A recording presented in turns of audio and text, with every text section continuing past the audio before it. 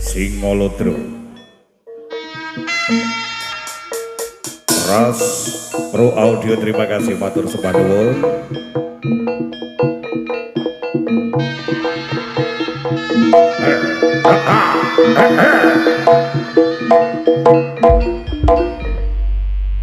Diucapkan terima kasih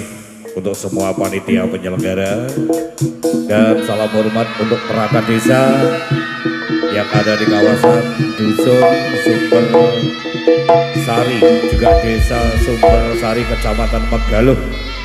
Jombang. Spesial untuk Bapak atau Ibu Kepala Desa yang terhormat, terima kasih. Juga ucapan matur sembah nuwun untuk Bapak tim keamanan dari jajaran Polsek, juga Koramil Kecamatan Megaluh, juga bapak-bapak tim keamanan dari Polres Jombang yang hadir, terima kasih luar biasa.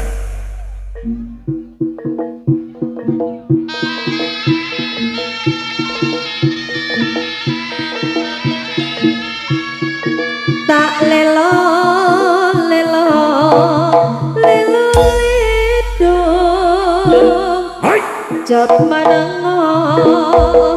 jot pijer nangis anakku sing bagus rupane yen nangis ndak ilang baguse tak kadang-kadang bisa urip mulya dayo yo sing utama ngluhurake asmane wong tuwa dadi yo pendekare bangsa wajib menengo anakku kaibu lani dadari kaya das buta gegilani lagi goleki cah nangis tak lelo lelo lelo ledo cuma lengo ojo pinjer nangis tak emban selendang batik kawo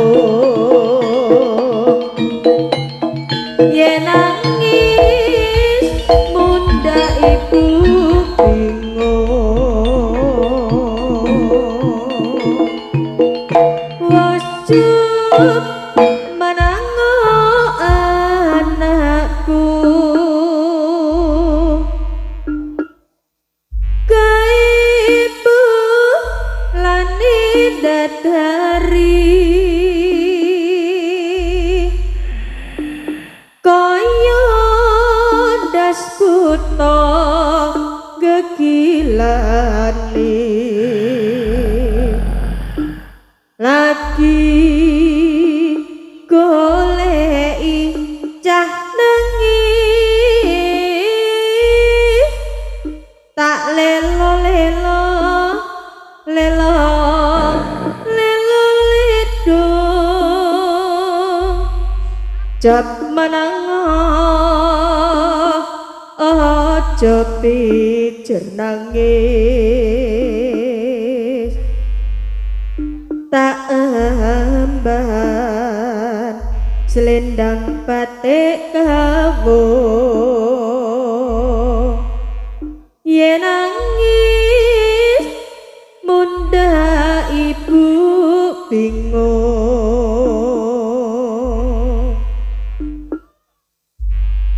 wajib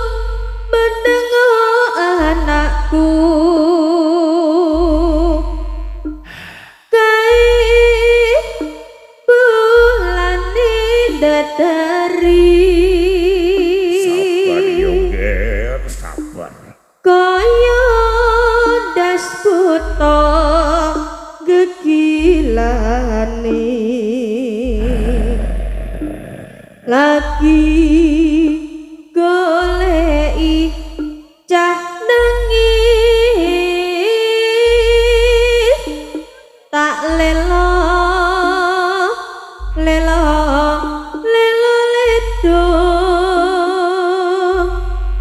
jap mananga